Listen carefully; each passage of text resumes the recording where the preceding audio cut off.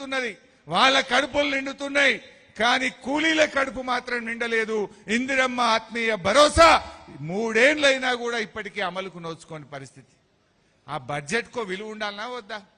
అసెంబ్లీలో చెప్తే budget pass అయితే ఆ కూలీలకు డబ్బులు ఇవ్వడానికి నీకు లేవా? కూలీలకు ఇవ్వడానికి డబ్బులు లేవు.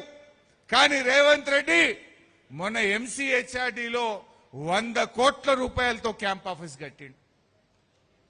మాట్లాడితే పైసలు లేవంటాడు, నన్ను కోసుక తింటారా అంటాడు, ఖజానా ఖాళీ ఉందంటాడు. ఖజానా ఖాళీ లేదు, రేవంత్ రెడ్డికి మనసు లేదు. ఇవాళ ఫ్యూచర్ సిటీలో 100 కోట్ల రూపాయలతో రేవంత్ రెడ్డి క్యాంప్ ఆఫీస్ కట్టుకున్నాడు. ఎంసీహెచ్ఆర్డీలో 100 కోట్ల రూపాయలతో క్యాంప్ ఆఫీస్ కట్టిండు. సెక్రటరియట్ లో కోట్ల రూపాయలు ఖర్చు పెట్టి వాస్తు కరెక్షన్ చేసిండు.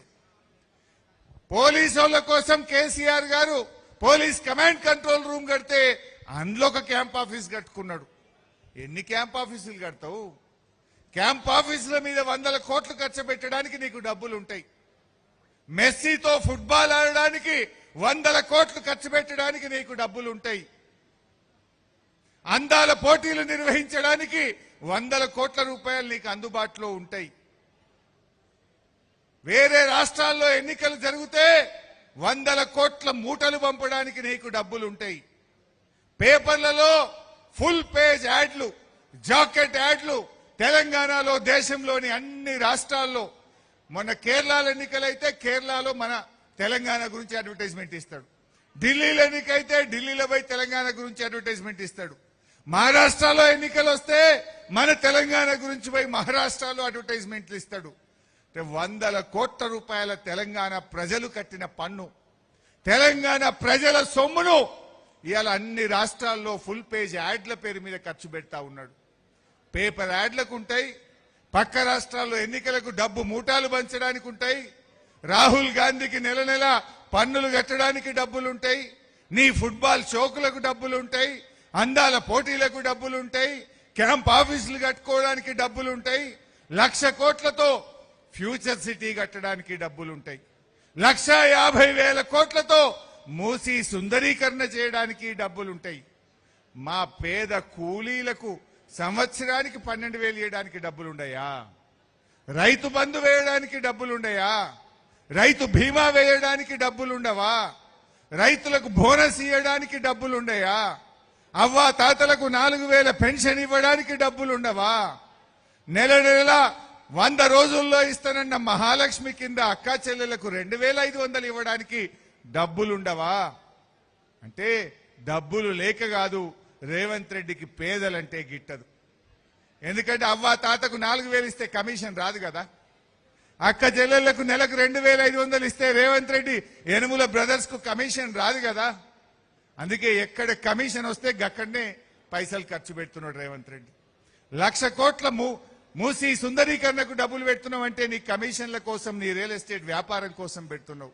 ఫ్యూచర్ సిటీ మీద ఖర్చు పెడుతున్నావంటే నీ రియల్ ఎస్టేట్ వ్యాపారం కోసం, నీ కమిషన్ల కోసం ఖర్చు పెడుతున్నావు. ఇది ఈ రాష్ట్రంలో జరుగుతున్నటువంటిది. నేను పోయినసారి మానకొండూరుకు వచ్చిన ఒక ఏడాది కింద అనుకుంటా, అక్కడ కొత్తపల్లి కారణంగా మీటింగ్ అయింది. ఆ రోజు మీటింగ్ లో నేను ఏమన్నా అంటే, అరే రేవంత్ రెడ్డి దేవుని మీద ఒట్టు పెట్టి 15 ఆగస్టు కల్లా రుణమాఫీ చేస్తా అని దేవుణ్ణే మోసం చేసిండు రేవంత్ రెడ్డి.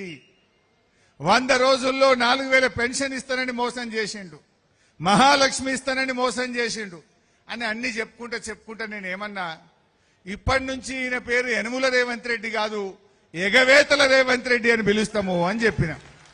యాదుకుందా మీకు? గా మాట అన్నందుకు మానకొండూరు పోలీస్ స్టేషన్లో నా మీద కేసు పెట్టారు. ఇంకా కేసు ఉన్నది ఇప్పుడు కూడా. మొన్న మీ ఎస్ఐ నోటీస్ పంపిండు నాకు. ఎందుకు పంపినవా అంటే, నువ్వు ఎగవేతల రేవంత్ రెడ్డి అంటావా అంటాడు. మరి ఎగవేటినోని ఎగవేతల రేవంత్ రెడ్డి అనపోతే ఏమనాలి? ఎగవేట్టింది బరాబరే, ఎగవేటినోని ఎగవేట్టిండు అన్న. దీంట్లో తప్పేముంది? నీ ఇష్టమున్న కేసు పెట్టుకో, బరాబర్ అంట అని చెప్పి నేను చెప్పవలసి వచ్చింది.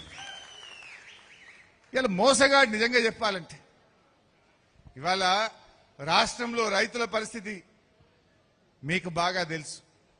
2 నెలల తర్వాత కూడా ఇంకా వడ్లుంటాయా? మృగశిర కార్తీ కూడా దగ్గర పడ్డది. రోయిన్ కార్త్ వచ్చే వరకే వడ్లు అయిపోవాలి.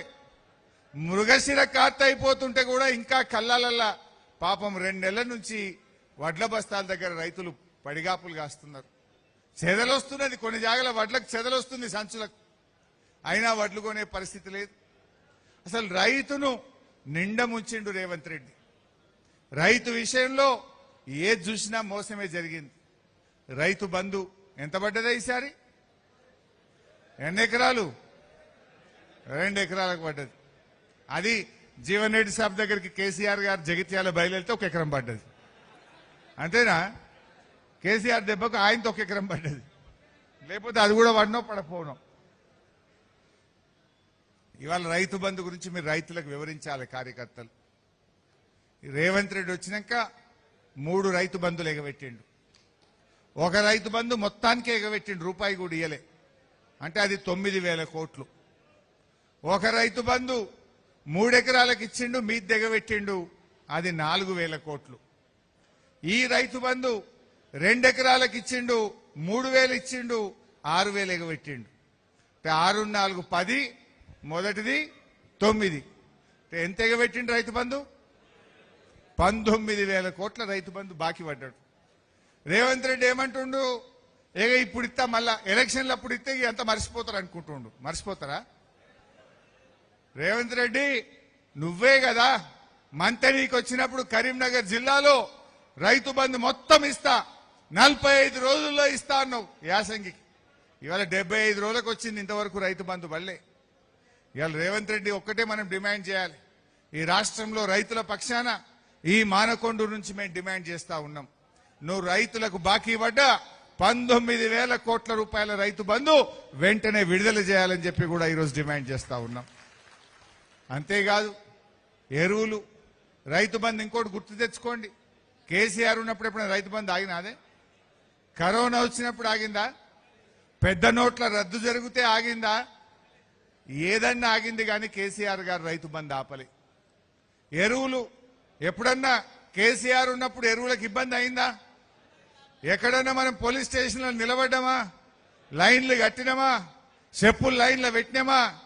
కాంగ్రెస్ వచ్చింది, మళ్ళా పాతకాలం వచ్చిందా లేదా? ఇప్పుడు యాప్ పెట్టిండు. ఇప్పుడు కూడా ఎక్కడ ఎరువులు దొరుకుతలేవు ఈ రాష్ట్రంలో. అంటే ఎరువులు ఇవ్వడంలో ఫెయిల్, రైతు బంధు ఇవ్వడంలో ఫెయిల్, రైతు బీమా కూడా బంద్ అయిపోయింది. మీకు ఎవరికైనా ఐడియా ఉందో లేదో ఒకసారి చెక్ చేసుకోండి. 4 నెలలు దాటింది, రైతు బీమాకు ఎల్ఐసికి డబ్బులు కట్టలే రేవంత్ రెడ్డి. ఇప్పుడు ఈ 4-5 నెలల నుంచి చనిపోయిన రైతులకు రైతు బీమా రావడం లేదు. కేసీఆర్ గారు ఆనాడు రైతు బీమాతో రైతన్నుల కుటుంబాలకు ఒక ధైర్యాన్ని ఇచ్చిండు, ఒక నమ్మకాన్ని ఇచ్చిండు. అదృష్టం బాగలేక ఏదైనా చనిపోయినా నా భార్య పిల్లలకు 5 లక్షలు వచ్చి బ్యాంకులో పట్టే అనే ఒక ధైర్యం ఉండే. కానీ ఇవాళ రేవంత్ రెడ్డి గారు ఆ పథకం కేసీఆర్ పెట్టిండని కోపమా, రైతుల మీద కోపమా నాకు తెలియదు. కానీ ఇలా రైతు బీమా పథకం ఆగిపోయి 4 నెలలు అయిపోయింది.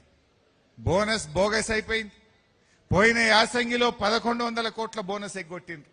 ఈ యాసంగిలో 1,000 కోట్ల రూపాయల బోనస్ ఎగ్గొట్టిండ్రు. బోనస్ అనే బోగస్ మాటలు చెప్పింది తప్ప అన్ని పంటలకు బోనస్ అన్నారు, వడ్లకు బోనస్ అన్నారు, సన్నాలకు అన్నారు. ఇప్పుడు ఆ సన్నాలకు కూడా ఎగ్గొట్టిండ్రు ఈ యాసంగి పంటల.